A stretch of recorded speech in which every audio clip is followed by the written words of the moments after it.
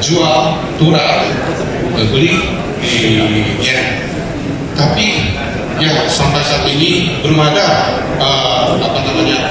fiscal effect. Mungkin masih perlu beberapa usaha. Yang keempat adalah kurang konsumsi dalam negeri. Tadi itu daya tarik untuk meningkatkan PDB adalah daya konsumsi. Kecenderungan sekarang di Jepang adalah rumah tangga di Jepang. Kelima adalah kayaknya ini pandangan pribadi saya, ada hambat untuk penanaman modal asing di sistem investasi tahun 2011 dan untuk tahun ini 2024 itu memberikan dampak negatif besar kepada PDB. Jadi ya kira-kira demikianlah. Jadi salah satu ada usulan saya, ini juga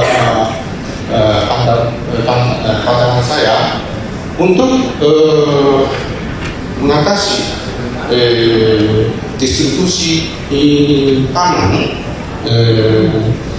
dengan harga stabil di Sulawesi Selatan bisa meningkatkan perekonomian Sulawesi Selatan. Terima kasih banyak. Sekian. Terima kasih banyak.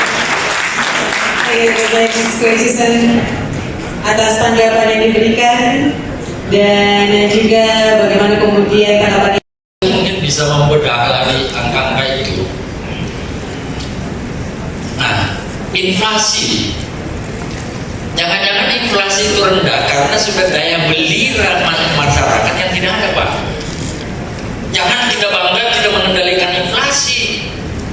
Jangan-jangan permintaannya yang nol, minus. Hal-hal seperti ini yang barangkali pemerintah provinsi yang membedah ini, Pak, untuk melihat apa sih substansi persoalan perekonomian Sulawesi Selatan ini. Jangan lagi ada citra-citra anak ini beli. Download Tribun X sekarang, menghadirkan lokal menjadi Indonesia.